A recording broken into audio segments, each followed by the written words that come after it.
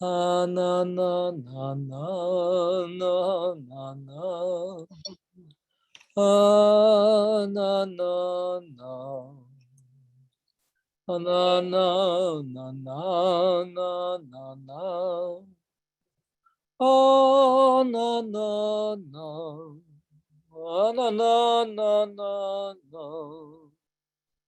Na na na na na. Na na na na na na na na na. Na na na na na na. Na na na na na na na na na. Na na na na na na na.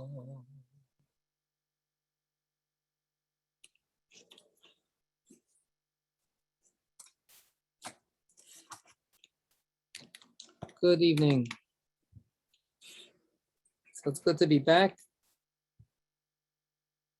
And we're on page 362. The last paragraph on the page. Come and see.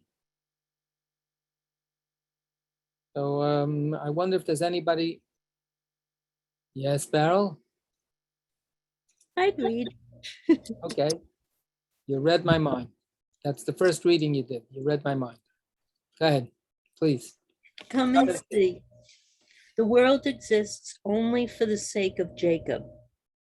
Now you might say, look, for the sake of Abraham, as is written. These are the generations of heaven and earth Bihi bar'am. when they were created. Do not read Vihi Baram when they were created, but rather the Avraham through Abraham. However, even Abraham endured only for the sake of Jacob, as is written. Thus says Yud-Heh-Vav-Heh to the house of Jacob, who redeemed Abraham. Okay, so we'll stop here for a second. So now we go to extolling Jacob and that the whole world exists because of Jacob. On the simplest level, this means the Jewish people that came from Jacob, but also for the Zohar, it has other layers of meaning as well. And it makes this claim, and then it just acknowledges that we have some other midrashim, or there's another famous midrash that seems to say that no, it's not Jacob, it's Abraham. So they have to get rid of that, dispose of that problem, of that problematic midrash. That midrash is that takes an early verse from Genesis and takes the letters Bihi Bar'am, when the world was created, and juggles them around, and it spells Be'avraham. So that midrash says that the world was only created because of Abraham's sake. Right? If they wouldn't have come an Abraham into the world would be for nothing. The world would have been just a waste. So Abraham connecting with God makes the world worthwhile. It was worth creating the world because Abraham came to existence. So that's the midrash. It's an early midrash. So the Zohar knows this midrash and says, I want to actually put the burden of the value of the world being created on Jacob, not on Abraham. So what do I do with that midrash? And the answer is that Abraham himself is only a prelude to Jacob. If it weren't for Jacob, then Abraham would have been an interesting flash in the pan, but he wouldn't have been able to justify the world. The verse that the Zohar quotes from Isaiah thus says, the Eternal to the house of Jacob, who redeemed Abraham. The way the Zohar is reading it, the simple way to read it is that who redeemed Abraham, God who redeemed Abraham is speaking to Jacob. Right? So that's the regular way to read the verse. But the Zohar, since the phrases are a little bit out of simple order, they read it as no, Jacob redeemed Abraham. So if it weren't for Jacob coming into the world, all of Abraham's work would have been for nothing. And of course, if it weren't for Abraham coming into the world, all of God's work would have been for nothing. So we have this stacking up of claims that that end up finding their culmination, their realization in Jacob. Jacob is what makes the world worthy of being created. Let's go one more paragraph. Previously, the Blessed Holy One built worlds and destroyed them. Once Jacob arrived, upon him, worlds were founded, not demolished as before. As is written, thus says Yud-Heh-Vav-Heh, your creator, Jacob, your former, Israel. Okay, so the word former, it's a little awkward. It means the one who forms you, right? Not previous, right? It means your former. But here again, the Zohar is being creative in reading, because the way this verse is normally read is, this is the eternal speaking, your creator, Jacob, right? This is the eternal speaking, the one who formed you, Israel, right? So it's all referring back to God. But this is now switched around by putting the commas in a different place. And it says, your creator is Jacob. The one who formed you is Israel. Israel and Jacob, of course, are the same. So, and this is a quote, I mean, this is another midrash. So this midrash, is a competing midrash, but this one is the one that the Zohar lands on and preferred, that it's Jacob in the end who makes the world endure. The famous midrash that's alluded to in the beginning of the line, that this world that we have, that we live in, is not the first world that God tried to create. God tried to create many worlds. They didn't work out. He would destroy them. He would start again. He would start, and try to make a world. It didn't work out again. He would create another world. Little bit of the Good Place echoes here in that midrash. So, but this is an ancient midrash. What can I tell you? So, and then finally, this world was created, and God says, "Oh, this is the world that I'm pleased with." And of course, the Torah itself says God looks around at the entire world that God created, day after day. He says, "Good, good, good," and then finally, God says, "V'hinei tov ma'od." It's a good world. It's very good. Yeah, Len. Yeah, on that about previous worlds being created, does the Zohar talk about a midrash that this world is not the ultimate world? This world will have an ending, maybe after 6,000 years, which is the magic number, then 1,000 years of tohu vohu, and then another iteration to come. Yeah, so that's already in the Gemara. It's not. It's so it pre-exists the Zohar by close to 1,000 years, that concept, and the Zohar knows about it for sure. And this is in the tradition. It's called Torah Tashmitot, the Torah, the teaching of sabbaticals. We're looking forward this Rosh Hashanah to the beginning of another sabbatical year. And the idea is 6 years and then a 7th year, just like 6 days and then a 7th day. So at the end of 6 days, God says everything is very good. And then Shabbat comes and God rests. That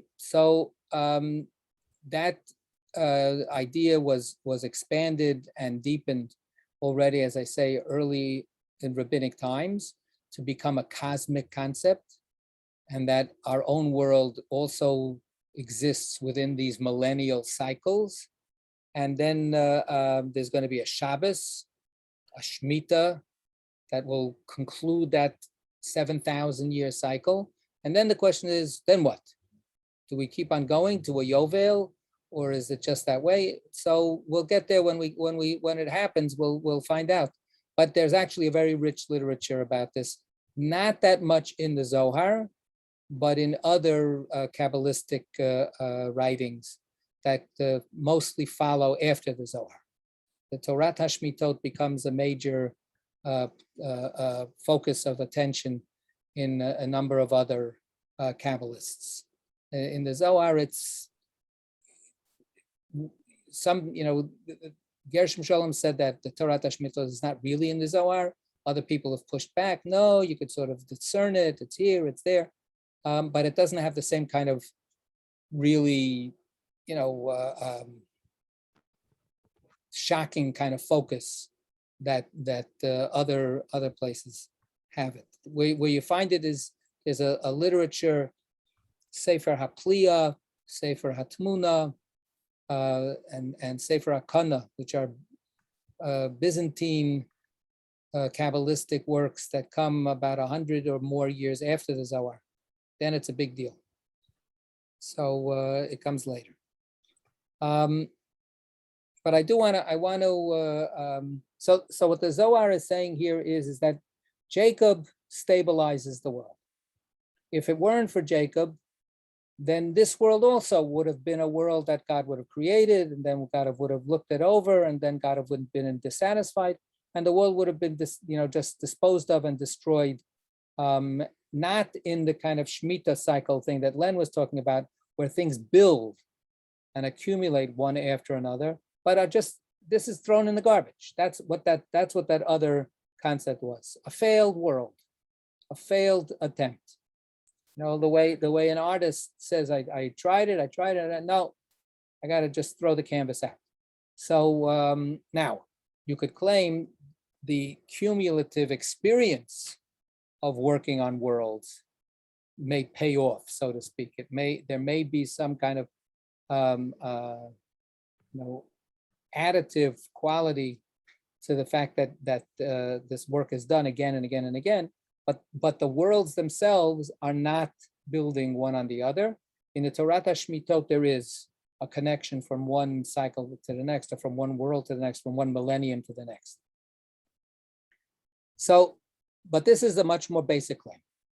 If not for Jacob, the world would have been thrown away a long time ago. It would have been thrown into the what's the dustbin of history. What's the phrase? The ash bin of history. Ash bin, dust heap, something like that. Yeah. So, but this is like cosmic history. It just wouldn't have been anything. So what's so good about Jacob? Why is Jacob such a wonderful, saving, redeeming personality or factor? Why is he making the world exist?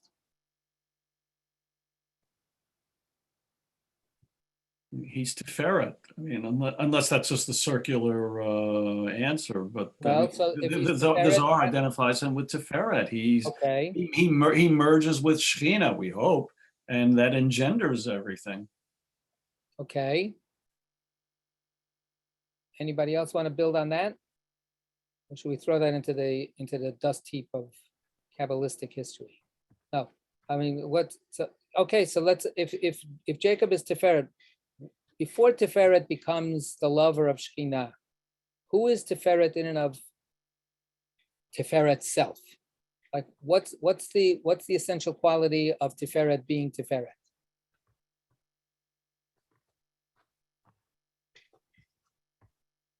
What makes Tiferet Tiferet? Tiferet is a very nice word, right? Tiferet means beauty, or like the epitome of goodness.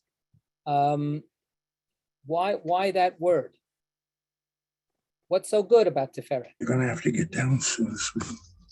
Right. I mean, Tiferet David. channel, again, Wait, so let David raise his hand. That's a very nice thing to do. So David. Well, I'm thinking that Tiferet represents balance and harmony of the parts. Right.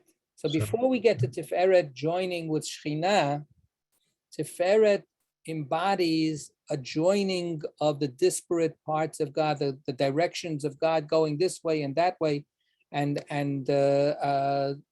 never the twain shall meet. No, they do meet. Tiferet is that harmonizing of all of the competing or contradictory qualities that are part of the divine reality. They come to rest in Tiferet per se. And that's why Tiferet is then the perfect agent for coupling with Shekhinah.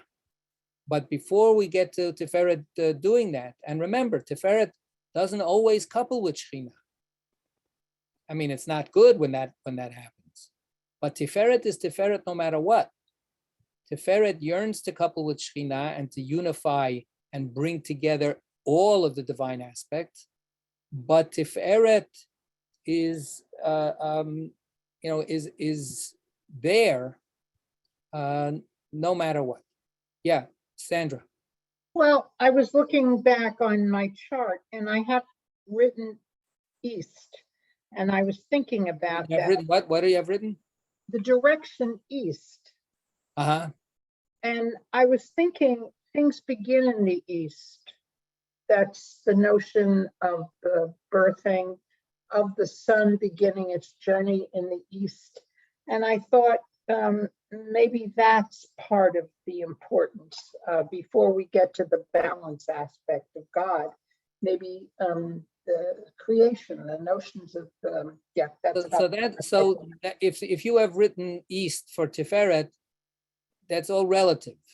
Oh, Tiferet is east with regard to the western extremity that is Shekhinah. But the original east is way above Tiferet at Keter. oh, Which is right. I have that too. right. So yeah. So, and of course, Tiferet, yes, Tiferet is on that axis. So Tiferet is drawing down from there, from that kind of originary eastern place, and Tiferet is often associated with the sun rising in the east. So it's there, but it's got to be more mixed in with everything else. More fleshed out. Yeah, I want to read to you a wonderful midrash from early. It's an early midrash, Breshit Rabbah. Some of you may have heard it in one form or another. And this is, at the beginning of Breshit, beginning of talking about the creation, and it's about creating the human being. Rabbi Shimon said, when the Holy Blessed One came to create Adam, the ministering angels formed themselves into groups and parties.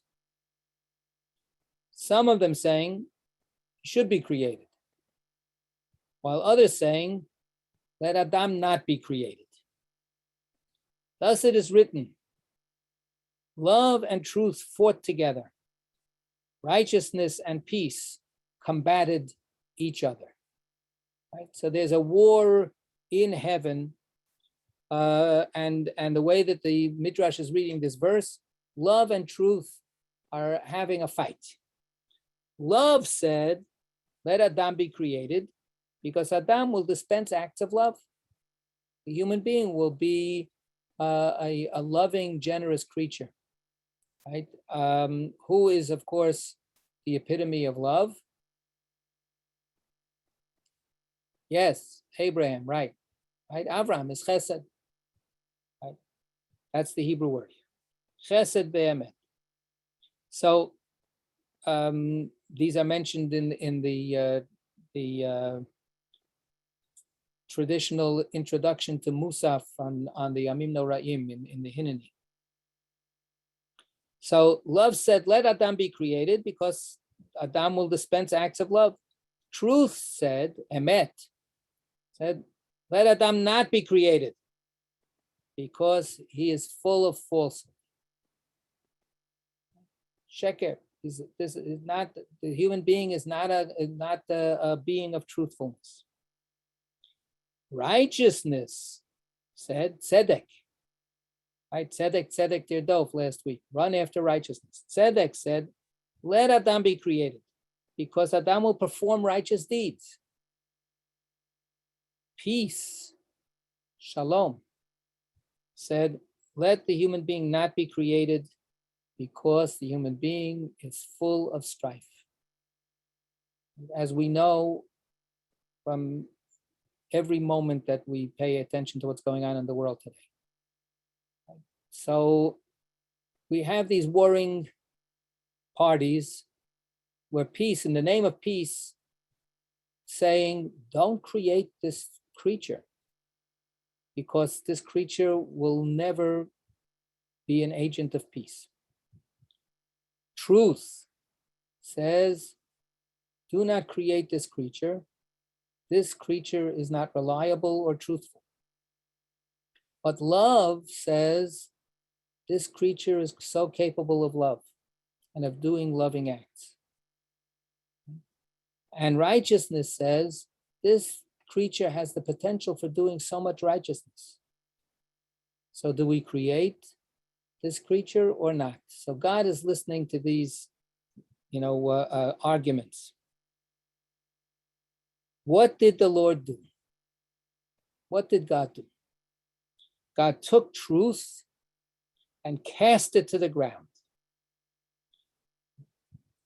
Said the ministering angels before the Holy Blessed One, Sovereign of the universe, why you despise your very seal, Chotamo shel HaKadosh Baruch Hu Emet?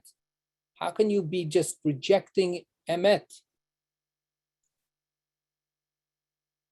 So God answered, let truth arise from the earth. Hence it is written, Emet me eretz titzmach. The truth will emerge and blossom and bloom from out of the earth. So that's the Midrash. So what the Midrash is saying in the end is, the truth is, you can't help it. You have to acknowledge that there are all these very, very powerful negative arguments against creating human beings. We are capable of messing everything up and messing each other up and betraying everything that's good. We have potential for love and righteousness. But what about the other stuff? So what God says is, I'm throwing truth out of this argument. I'm disregarding truth. Okay, well then it becomes 2-1. Two arguments in favor of creating the human being and one against. So majority wins, and the human being is created. But Shalom is overruled by the 2. That's what I just answered. It's 2 against 1. Right? That's an answer to Mark, to your chat. So there's the truth is compromised, or truth is ignored, or truth is rejected. But then the angels say, what are you talking about? How can you just reject truth? And God says, you know what? It's going to be the job of truth to grow out of the earth. So, and of course, that's us. So the growing of truth will have to happen through earthly processes, through human struggle. Who is truth? Jacob is truth. Right? Emet li'Yaakov. The word Tiferet is one of the names we give to Jacob, and Emet is another name for that quality of Jacob. So Jacob comes down to earth, and Jacob will have to fight to make truth come about. Okay, Mark has a comment again. This doesn't answer my question. Does shalom similarly come from earth? So the direct answer that I would give is, as I said before, no. Shalom is acknowledged to be defeated. Human beings don't make shalom so well. But if truth can emet me eretz titzmach, if it can flourish, if it can spring up, if it can blossom from the earth, then maybe shalom can be brought about as well. But shalom is left hanging. Shalom in this midrash, shalom is not realized. Shalom is saying they're not going to make shalom, don't do it. And they're overruled by the other things. Okay, they won't make shalom, but they'll do all these other things. So, and the capacity to struggle for truth is what saves the world. Otherwise, it was 2 against 2. So Jacob thrown to the earth is the human struggle to make the truth happen, to make the truth grow, to make the truth come into being. So this is God's wager or risk in keeping this world going, because there is somebody named Jacob, or there is something named Jacob. And of course, that's us. This is our call. We had a little discussion earlier today in Torah study about this, about God gives the Torah to us, right? God gives us the Torah and says, okay, do something with it. So we are endowed by our Creator with certain inalienable responsibilities, right? Not rights, but responsibilities. All right, Mark, does that answer your question a little more? No, it doesn't come close. Look Because at that. I thought I at least came close. no, because clearly the 2 against 1 argument, is a technical argument, but it doesn't resolve the issue that the Midrash leaves out any significant discussion of the role of shalom within creation. Now, is that a way of saying that peace is impossible, or is that a way of saying that peace is somehow beyond both God and man? So I really am left completely hanging. I'm not interested. And that's what I was answering is correct. It's hanging. Well, that's a strange place to leave things, given the role of shalom in Jewish history, Jewish prayer, Jewish aspirations, etc., etc. Yeah, okay, but it's also a very realistic place to leave it. We pray for peace. If peace was so easy, we wouldn't have to pray for peace all the time. So you're being at least as pessimistic as I am in my worst moments. That's impossible. I cannot be that pessimistic. I'm not being pessimistic, I'm being realistic, right? That's the answer always that a pessimist says, right?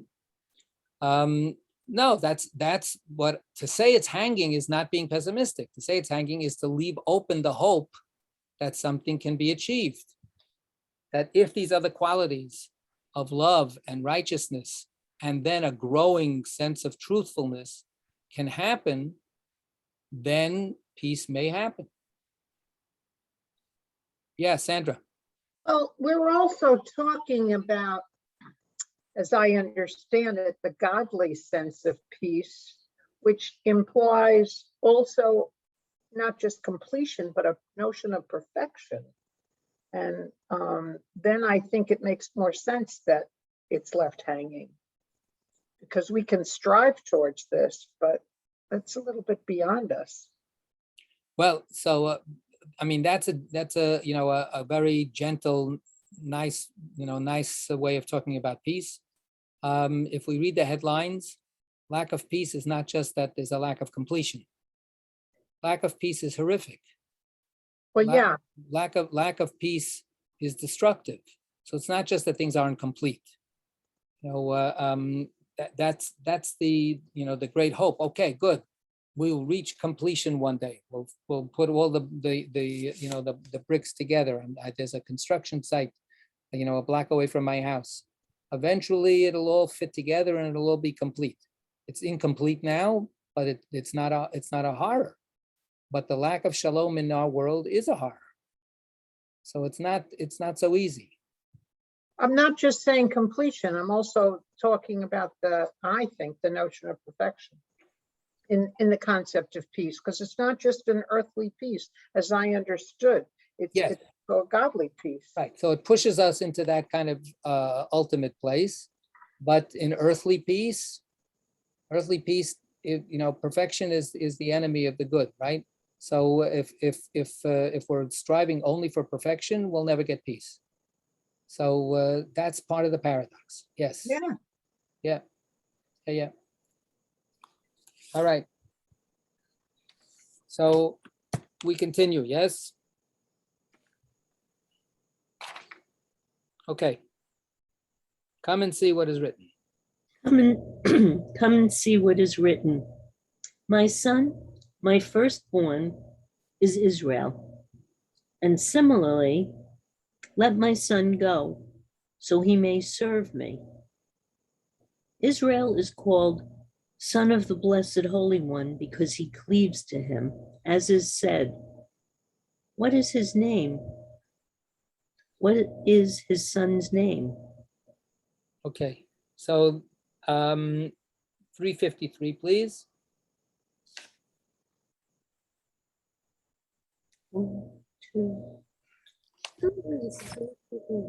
Israel is called Son of the Blessed Holy One. The people of Israel descended from Jacob, who was called Israel. Share in the designation Son and cleave to Tiferet, who is the Blessed Holy One and the Divine Son. Okay, starts ringing some bells maybe for some of us, right? I want to just bring up that verse from that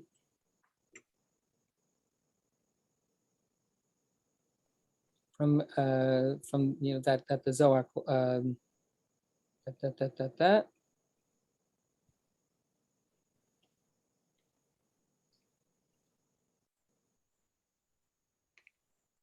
30.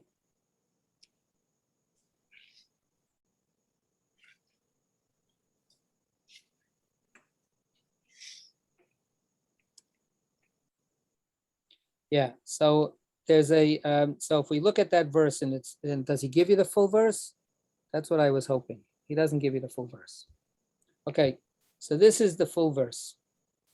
Mi ala shamayim vayered. Who went up to the heavens and then descended? Mi asaf ruach b'chofnav. Mi tzarar mayim.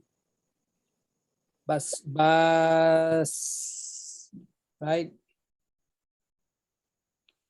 Basamla, right? Who collected the winds in their hands, in the grasp of their hands?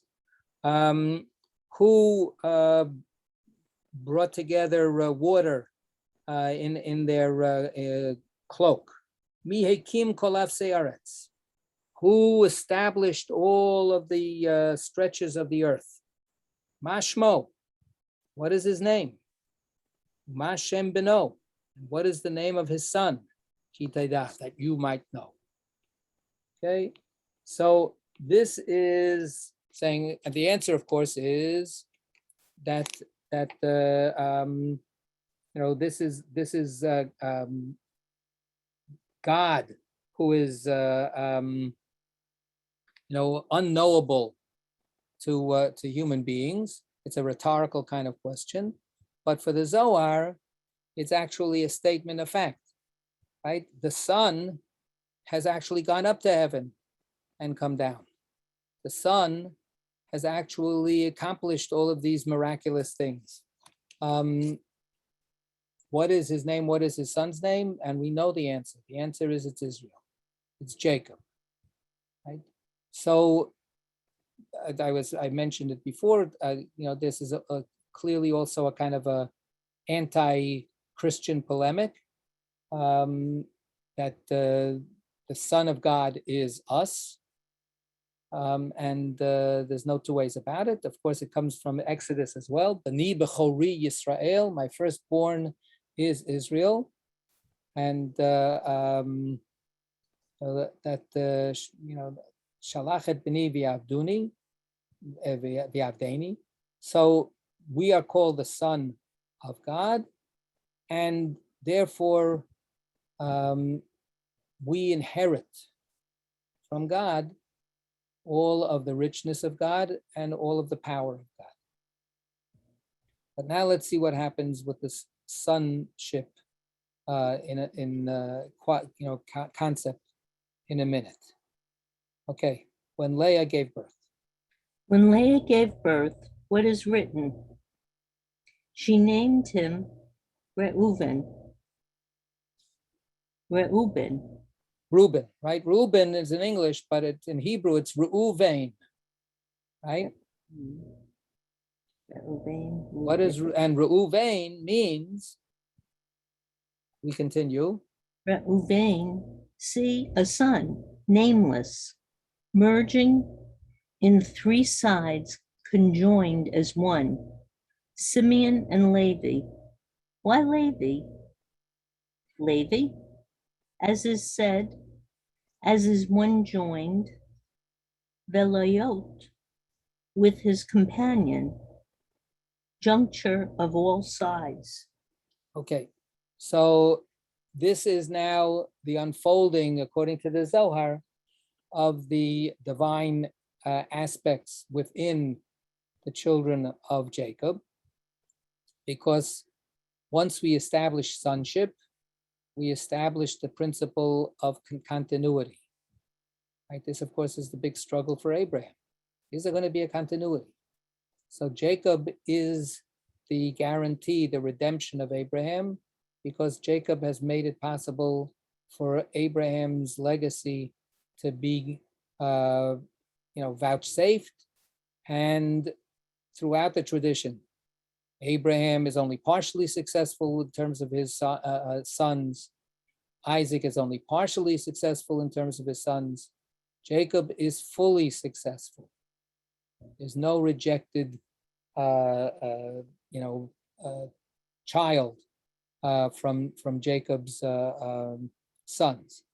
So Leah gives birth, her firstborn, and this is the firstborn's firstborn, Jacob's firstborn. Of course, Jacob had to fight to be the firstborn. We've gone through that a million times, and we will go through that many, many more times, I hope. But B'ni Bechori Yisrael, God says, yes, Jacob is the firstborn. And now, who is the firstborn's firstborn? Reuven. But the Zohar says, look at that funny name. What kind of name is Reuven? Right? There was what's his name? Charlie Chan, I think. Was this detective guy, right? And he had son number one, son number two, something like, right? They have no names. So here is Reuven. Look, a son. That's the kid's name. Look, a son. How about giving the kid a name? But no, look, I have a son. That's his name. So that's the namelessness, right? That is inherent in this name chosen for Reuven. Nameless, merging in three sides, conjoined as one. But Reuven means that now we've got this continuity going, and then we get three together, which of course is what Jacob is all about. Jacob is the third of the patriarchs. He is the harmonizing, to take the thesis, antithesis, synthesis, Abraham, Isaac, and then Jacob. And now Reuven will participate in a similar kind of structural, triune connection, because you've got Reuven and then Shimon and then Levi. So look at 354, please. 350 what? 4. 4? Okay. 354. Reuven.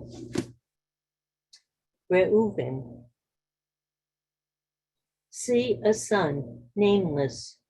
Drawing on the simplest etymology, Rabbi Elazar suggests that Leah did not actually name her son, but simply said, Reuven. See a son. His individual identity merged with that of his soon-to-be-born brothers, Simeon and Levi. The three of them together symbolizing the Sephardic triad of Hesed, Gevurah, and Tiferet. Okay, so they end up becoming the instantiations of what their father is meant to be. Right? They are a chip off the old block, right? But partially, right? Jacob is the bringing together of the three into his being, and now for the sons, it takes 3 sons to become the continuation of Jacob. So she's saying, look, the process is beginning. Look, the engendering has started. We've started now making children. Reuven, look, here's a son, and that means that there's going to be more, because it all has to now be unfolded. It has to be fulfilled. So Reuven, Shimon, and Levi. Why Levi? The giveaway is Levi. How does Levi's name bring us to understand this? 355. Why Levi? Levi? Beliot with his companion. The verse from Kings describes the engravings of cherubs, lions, and palm trees on the laver stands built by Solomon for the temple. These figures were engraved according to the space between each one, Beloyot, with wreaths. Here, drawing on Talmudic tradition, Rabbi Elazar derives loyot from the root Lamed Vav Hey. Oh, it's just letters. To be joined, accompany. Okay. Keep going. You can skip those citations, usually in the Zohar. In the Zohar, Levi symbolizes Gevurah. Here, however, he symbolizes Tiferet, juncture of right and left. Hesed and Gevurah symbolized respectively by Reuben and Simeon. Okay. So the word Levi, the name Levi, comes from a word that we know, for instance, in the Hebrew with regard to a funeral, levaya. Right? The Hebrew word for a funeral is levaya. Why? Because we accompany the deceased to their final burial. So that's levaya. We also have levaya as accompaniment of guests. When a guest comes to visit, when they leave, you're supposed to accompany them a little bit of a way out. When Abraham has the 3 strangers that visit him, he then walks with them after they finish, eating and telling him the news. He walks them part of the way. So that's lilavot, to accompany, to join and walk along. So Levi, the 3rd son of Leah, is given that name of accompaniment. It's actually there explained by Leah as a kind of it's a little, sad actually. She says, I'm going to call this kid Levi because now my husband will accompany me. Now my husband will keep me company because I've given him 3 sons. So, this is this hope within the simple biblical story. She keeps hoping that Jacob is going to finally like her. So look, I gave him 3 sons. Now maybe he'll be with me all the time. so Levi is literally in the Torah given the name because of accompaniment. What the Zohar says is that Levi tells us that this process of having children now has to be seen as a kind of a chain linked together with each other. Each one is a step that creates another step. And Levi brings these three sons together, Reuven, Shimon, and Levi. So as the note says, Levi eventually becomes Levi, who is on the left side. So Levi is associated with Gvura. But now we're before all of this stuff sorts itself out. So we're actually imagining that these qualities are being born, literally, and how they find their way into their own particular proper place will take time. So, and this is a good reminder for us in general when we take these diagrams of, look, here's Chesed, and here's Gevura, and here's Keter, and here's Tiferet, and here's Shechina. We have this whole thing, everything is in its own discrete spot. Not like that, right? Everything is jumbled up with everything. And there's a fluidity, both in terms of boundaries and locations, and also timing. And that this one is first, and this one is second, and this one is third. They're all mixed in with each other. So eventually they're going to settle down. And they're going to settle down for Levi to become Levi, the representative of the left side. But for now, Reuven, and then Shimon, and then Levi are emerging, and they don't quite yet have their definitive identities established. But what they're doing is they're making the divine emanating, growing outwards of those energies and forces into the world. They're making that process alive. So Levi is telling us, look at that. These are all these three sons now. They're all, a trio. They're a trio of engendering, right? They're a trio of making sons, which is what is so crucially necessary here for God to be able to have this world keep going. I lost my page. Yes, no, I didn't. Okay. Anybody have anything to comment on? All right. Then here we go. Rabbi Yehuda said, from here, as is written, surpassing in dignity, surpassing in power. According to its translation, birthright, priesthood, and kingdom belongs to the side of Gevura. Therefore, Reuven, see a son, nameless. Rabbi Abba said, Reuven, see a son, a nameless son, merging with Shimon and Levi. Leah thought so, as is written, this time my husband will be joined to me, because I have borne him 3 sons. 3 joined as one. Okay. Right, well, let's stop for a second. So these are quotes from, at least the beginning, is a quote from Jacob's blessing to Reuven, before the blessing turns a little curdled, right? The Reuven bechoriata. Reuven, this is chapter 49, Genesis, verse 3. Reuven, you are my firstborn. Kochi bereshitoni. You are my strength. You are the beginning of my potency. Yeter se'et ve'yeter az. Translating here, surpassing in dignity, surpassing in power. So now the Zohar says, if we look at this verse, we've got three elements to it.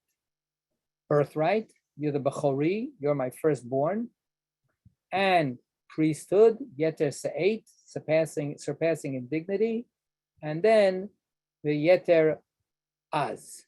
Az means might, right? So there is the idea of power, Gvura, the left-hand side.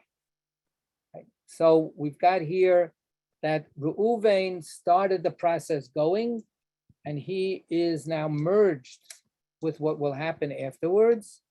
Priesthood is, of course, on the right-hand side, and might and strength is on the left-hand side. And it says here now, kingdom belongs to the side of Gevura. So that's a little interesting, right? Because, of course, where does kingdom eventually come from? From Judah, right? Judah is the fourth son. He's not these three sons. Judah is the one who's going to come after these three sons. He's the one who's going to establish the kingship. And if we're talking about birthright, Reuven, of course, loses his birthright. And to a certain extent, kingship is the supplanting, and the alternative to birthright is the kingship. So there's a kind of a way of saying here, well, it's included, at least in potentia, in this Reuven triad. But of course, that's not quite comfortable. Let's look at 356.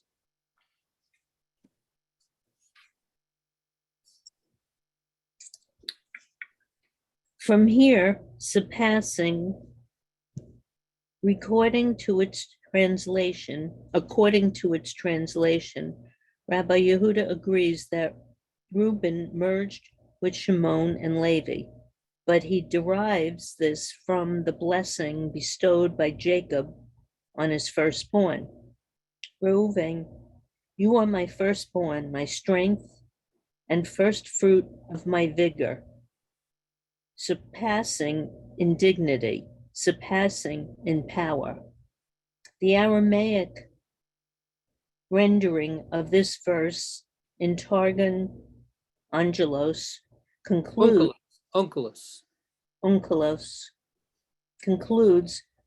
you are worthy of obtaining three portions, birthright, priesthood, and kingdom, which according to Rabbi Yehuda alludes to Tiferet, the son or firstborn, Hesed, symbolized by the priest, and Gevurah, source of Malchut, kingdom.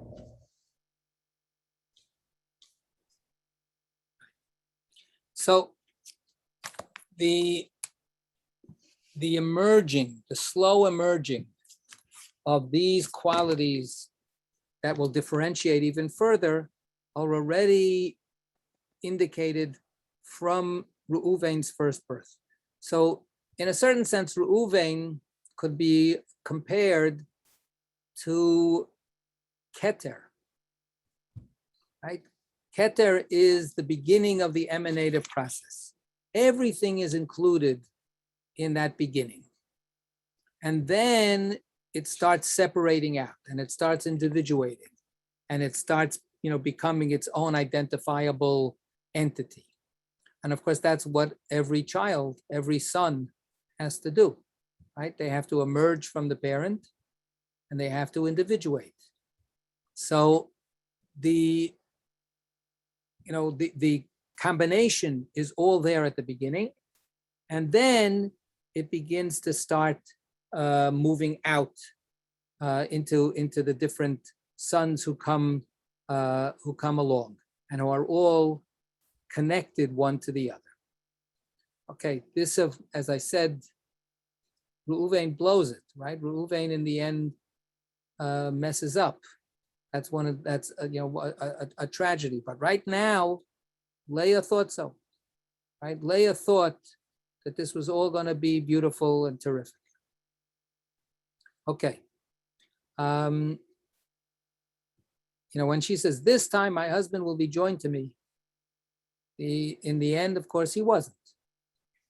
He did, it was whatever it was, as good as it could be, but it wasn't her dream.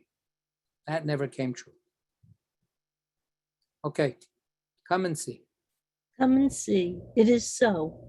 For the supernal chariot comprises the patriarchs together with King David, joined with them.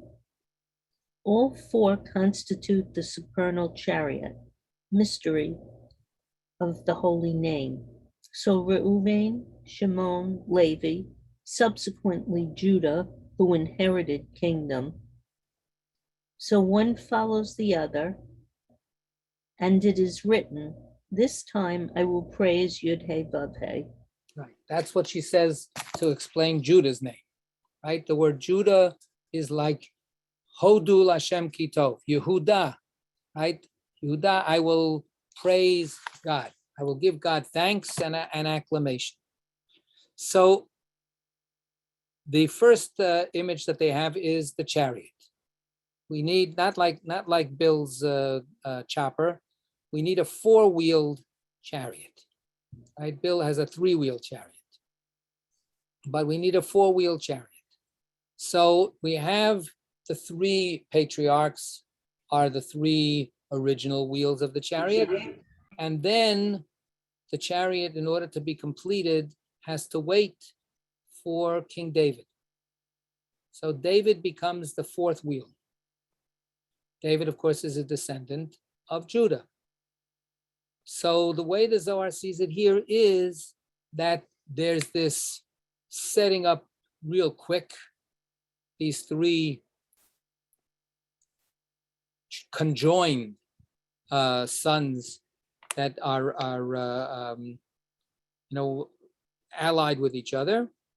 And then Judah will come next, and Judah inherits kingdom. Right? He takes it actually away from Reuven. Reuven, doesn't hold on to it. So Yehuda is both a fulfillment, a completion, to use that word from before. He makes the four finally come together, but he's also a supplanting, right? He's also a substitution. He's also a consolation prize, so to speak, after the tragedy and the failure of Reuven. And that's part of the idea of Shekhinah as well, right? The first three are perfectly aligned with each other together. They're in that divine bubble. But the real world requires something a little more compromised, a little more complicated, a little more dirty. And that's Yehuda. And Yehuda has certain of the failings of Reuven, but then he picks himself up, right? He almost blows it with Tamar, right? Reuven blows it with Bilhah, right? But Yehuda almost blows it, but then he pulls back and he does tshuva. He acknowledges Yehuda. He admits his mistake, and as a result, he's able to go forward. And of course, David directly comes out of that mistake. So the redemptive part of this, right? Jacob has to redeem Abraham, and then his sons have to be the redeemers. And we have a failed redeemer, and then we have a complicated and compromised redeemer in the guise of Yehuda. Yehuda plays that kind of role as well with Joseph, right? Reuven, Shimon, and Levi are villains in the story by traditional understandings. But then Reuven is the person who tries a little bit to get things straightened out. He constantly stumbles, and Yehuda makes do with the mess and then finally cleans it up. And finally is able to bring it all back into a decent resolution. So there you are. What? Okay, I said what I had to say. Good. Let's just go a little bit more. We've got a couple more minutes. Then she stopped giving birth. Then she stopped giving birth, for here 4 supports were established. This time I will praise Yud-He Vav-He. Why did she say I will praise Yud-He Vav-He concerning this one and not all the others? From here we learn that as long as Assembly of Israel is in exile, the holy name is incomplete. Okay, so read 362, please.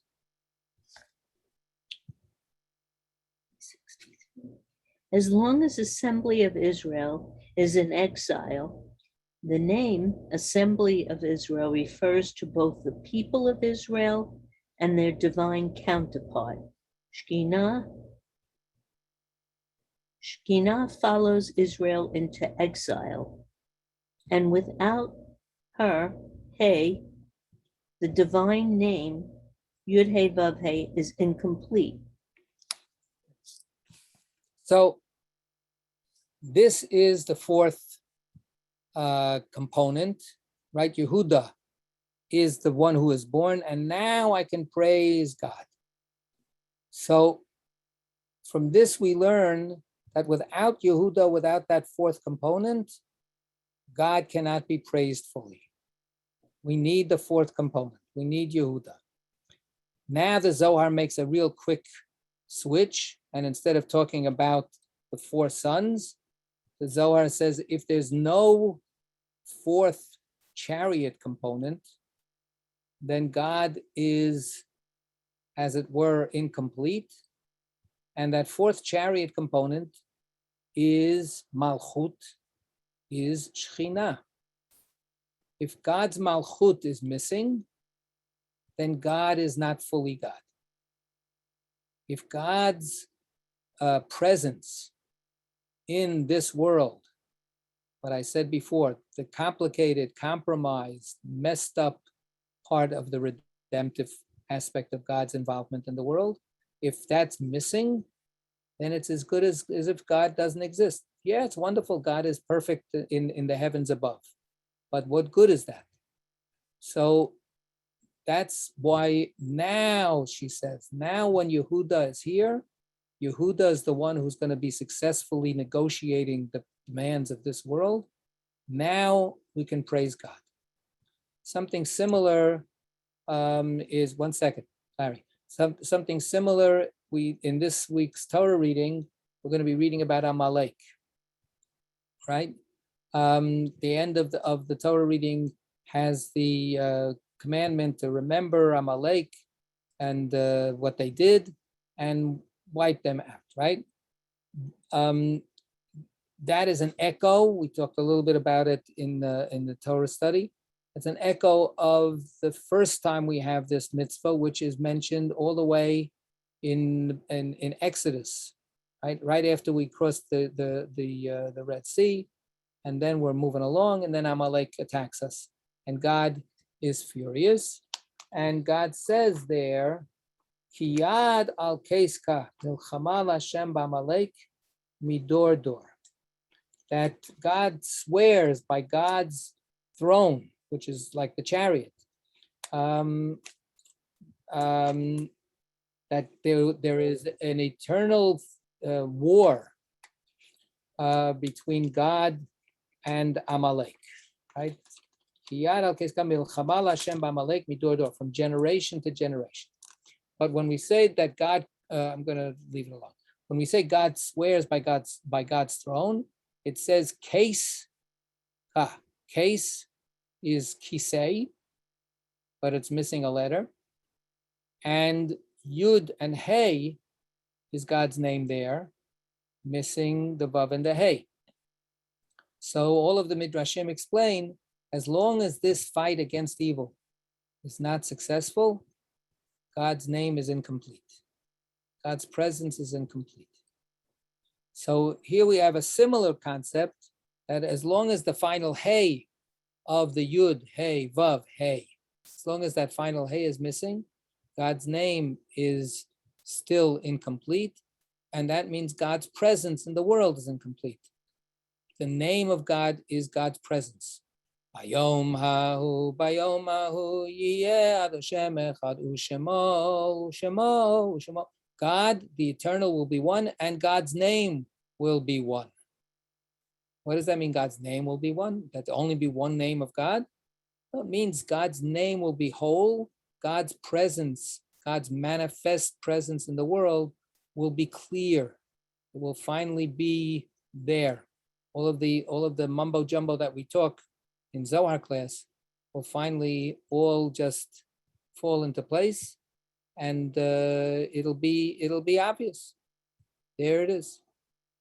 There it is. So that's the hope, and that's what Leah was saying. Okay, this is all now going to be possible to even talk about because Yehuda is born.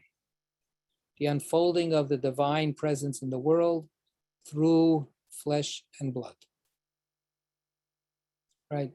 Any comments or anything? Right. I think we're going to stop here, and hopefully we'll be able to continue next week. Yashar Koach. Stay safe, everybody.